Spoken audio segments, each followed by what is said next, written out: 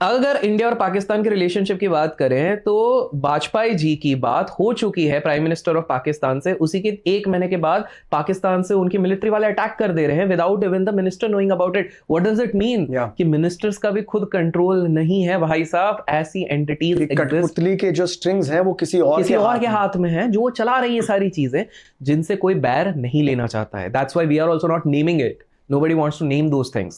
Talking about Prime Minister Vajpayee, you know, and that whole जो एक solution, we were so close. क्या ये सच है कि बहुत सारे लोग चाहते नहीं हैं कि इंडिया और पाकिस्तान के बीच में अमन शांति हो, क्योंकि बिजनेस के लिए ये बहुत बुरी चीज हो सकती है? Absolutely. और सिर्फ इंडिया और ये नहीं, मैं इसको होलिस्टिक लेवल पे भी बोलूं, nobody wants. Who is the biggest weapon supplier in the world? USA. US को पता है उसका सबसे बड़ा power. Why it is the superpower is not because of economy and all those things, intelligence and all those things. Intelligence की बात करो, US से ज्यादा इंटेलिजेंट हमारे देश के लोग हैं। यहाँ पर CA करने में हालत खराब हो जाती, इसलिए लोग जाते हैं US UK। सबसे ज्यादा जो ब्रेन्स है, ब्रेन ड्रेन जो हो रहा है वो इंडिया में सारे टॉप पोजीशन पर वहीं पर बैठे यार। सबसे ज्यादा डॉक्टर्स हमारे इधर से एक्सपोर्ट होते हैं। हम बोलते हैं हमारे इधर अच्छे डॉक्टर क्यों नहीं है, because everybody is getting exported to these places. तो सबसे ज्यादा ब्रेन्स भी हमारे पास है, सारी चीजें हैं। बट क्यों? बिकॉज अमेरिका के पास है ये वाला पावर कि भाई सबसे ज्यादा डिफेंस में भी हम काम करते हैं, वेपन्स में हम काम करते हैं, सबसे ज्यादा तानाशाही हम मचा सकते हैं। तो उनके फायदे में है कि ज्यादातर दुनिया में आग लगी रहे। Exactly. And that is why I get to this point which is Ukraine और रशिया, ईरान और इजराइल, ये जब सब हो रहा है तो कहीं ना कहीं अगर आप थोड़ा सा भी आप इंटेलिजेंट हो, थोड़ा जियोपॉलिटिक्स के बारे में जानते हो, तो अमेरिका का हर जगह एक हाथ दिख रहा है। बिल्कुल बिल्कुल। बिकॉज टेक्निकली अगर देखा जाए, विश्व युद्ध 2 जब हुआ था, सेकेंड हुआ था, उसके बाद जो ये गैप लगा गया था, तो उसमें ना जब वर्ल्ड वॉर 3 के एनालिसिस अगर आप करोगे, कभी अगर होगा, जो होगा बिल्कुल होगा, that is very sad part. Analyse कैसे करोगे? क्योंकि वर्ल्ड वॉर 3 में तो न्यूक्लियर वेपन्स यूज होंगे, बहुत कुछ हो जाए। तो अगर न्यूक्लियर वेपन्स होगा तो पूरी दुनिया ही अब विदिन 10 डेज न्यूक्लियर छोड़ो, इफ समहाउ मैं कुछ ऐसा बायोलॉजिकल वेपन बनाऊं कि आपके देश का सारा पानी कंटामिनेट हो जाए, खत्म है भाई आपका देश। Without water can you survive? Try किया कोविड के साथ, तो वही तो ट्राई किया था, बस बायो वेपन था। So this is the next league of this thing. A lot of people are thinking ये सिर्फ इधर ही। फिर एनालाइज कैसे करेंगे अभिषेक? मतलब अगर कोई जिंदा ही नहीं रहे तो इसमें किसी का फायदा नहीं है। या कोई ऐसा पागल है कि देश सोच रहा है कि हम बच जाएंगे और कोई और बचेगा? ऐसा कुछ नहीं होगा। जब भी वॉर होता है, युद्ध होता है, मास डिस्ट्रक्शन होता ही है। हिस्ट्री से लेके आज तक देखो। Why are we pushing it to the war? क्योंकि हम इस दुनिया की हिस्ट्री में, जितना मैं जानता हूं, हम इतने नजदीक to self destruction as a planet कभी नहीं थे। Which gets me to a point of, अगर ये सिमुलेशन है तो जैसे डायनासोर्स को मारा गया है, शायद ये लोग अब सिमुलेट कर रहे हैं कि अब हो गया बहुत, इंसानों ने बहुत possible blank I wouldn't be surprised. और अब खत्म करो इन लोगों को। I wouldn't be surprised if that's the case. Any sort of शायद एक्चुअल इल्यूमिनाटी तो वही है। क्या है actual connection? Yeah. You're making point. और आप खुद सोचो, the thing is ना, we have to be students of history. I firmly believe. थोड़ा बहुत तो पता होना चाहिए, रिस्पेक्टिव हम कौन से फील्ड पे हो।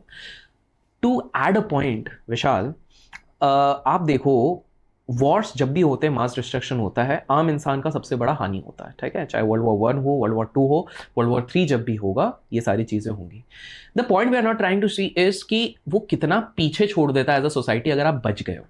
जस्ट इमेजिन करो, आज आप ये सुनते हो ना कि बहुत लोग डिप्रेशन में चले गए हैं, बहुत लोग बात करते हैं, यंगस्टर्स तो बहुत बात करते हैं, भाई डिप्रेशन आपने देखा नहीं है। जस्ट इमेजिन 1900s में आप बॉर्न हुए हो, 29 साल में जब आपकी नौकरी पहली बार लग रही है, आपका सबसे बड़ा क्राइसिस हो जाता है स्टॉक मार्केट का क्राइसिस, ग्रेट डिप्रेशन जिसको कहते हैं। 25 साल तक आपका कुछ नहीं हो रहा है। उसके पहले स्पेनिश फ्लू आ गया, उसके बाद क्या होता है, उसके बीच में वियतनाम का वॉर आ गया, उसके बाद आप बोलते हो कि चलो मैं 50 साल का हो गया, अब चीजें सेटल हो जाएंगी, उसके बाद वर्ल्ड वॉर शुरू हो जाता है। आप 75 तक, 74 के एज तक वर्ल्ड वॉर 2 होता है, 75 पे जाके फ्री होते हो, your life is over. Just imagine what you have gone through. वो बंदा डिप्रेस नहीं हुआ क्योंकि उस टाइम पे तो इतना पेशेंस था। सो दिस इज पर्टिकुलरली कि अगर ये वॉर सिचुएशन हुई, all those destructions would happen, big industries would collapse, which is very sad.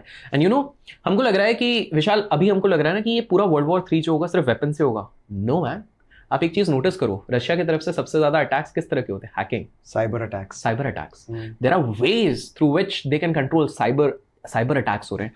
दूसरी चीज आप देखो, एआई की अगर हम बात करें, आपको पता है सबसे बड़ा थ्रेट इंडिया के पीछे, वर्ल्ड वॉर हो या ना हो, this AI is becoming the biggest threat. कैसे? I will explain. विदेश में, यूएस में कंपनी एनवीडिया, पता होगा आपको, उसके शेयर्स के बारे में बड़ी तारीफ हो रही थी। एनवीडिया का सबसे बड़ा एआई के सेगमेंट में कोलैबोरेशन 3 कंपनीज के साथ है, Amazon, माइक्रोसॉफ्ट एंड गूगल। ठीक है, द जायंट्स। अब थोड़ा सा अपन नोट करते हैं क्या हो रहा है वहां पे। ठीक है, इन तीनों कंपनी के जो बाकी सेगमेंट्स है, माइक्रोसॉफ्ट इज लाइक हम ऑपरेटिंग सॉफ्टवेयर भी बेच रहे हैं, Amazon इज लाइक हम तो बहुत चीजें कर रहे हैं, हम किंडल भी बेच रहे हैं, हम ई कॉमर्स में भी है, सब में है, वो बाकी चीजों में कोलैब नहीं कर रहे हैं एनवीडिया के साथ। एआई वाले में उनको पता है एनवीडिया इज द चैंपियन, तो भैया चैंपियन के साथ हम कोलैब कर रहे हैं क्योंकि उनकी भी फटी है। ठीक है, तो उनने कोलैब कर लिया तीनों ने। अब इसको इस तरह से देखिए, ये 3 कंपनियां, ठीक है, मेजरली 5.5 से 6 ट्रिलियन डॉलर कमांड करती हैं मार्केट कैपिटलाइजेशन, इंडिया की जीडीपी से ज्यादा। बिल्कुल। यूएस की टॉप 10 कंपनीज के मार्केट कैप को अगर आप ले लेते हो अंदाजन, वो 17 ट्रिलियन डॉलर कमांड कर रही हैं, सिर्फ top 10 companies, and all of them are directly और इनडायरेक्टली वर्किंग ऑन एआई। ठीक है, 17 ट्रिलियन डॉलर कहीं ना कहीं कुछ ट्रिलियन डॉलर्स लगा के इस चीज पे वर्क करे, बिकॉज उनको डर है चाइना हमसे आगे निकल रहा है, तो हमको जल्दी इसको कंट्रोल करना है। ठीक है, इंडिया में सिर्फ as of now 500 billion dollars segmented way में एआई पे वर्क चल रहा है। सो जस्ट इमेजिन, सिर्फ 500 billion dollar, we are already far away. अगर हम इसी पेस पे चले, बिकॉज इंडिया में एक दूसरी लेकिन फिर भी 500 billion dollars a big chunk of our. आप अगर इस GDP हिसाब से देखो, हाँ, from GDP point of view it is good, but Affordability भी होनी चाहिए। प्रॉब्लम इंडिया में क्या हो रहा है, we believe more in competition than collaboration. I see, you think so? मैं उल्टा सोचता था कि अब बहुत ही कोलैबोरेटिव सोसाइटी हो। It is only the media industry which is doing I this, see. Not all the industry. आप देखो, आप कितने बिजनेसेस देखे हैं जो अंबानीज और टाटास के साथ में हुए कोलैबोरेशन में? आप बताओ, they are big giants man. तो सब कंपैरेटिव ही कर रहे हैं और कोलैबोरेशन कम हो रहा है।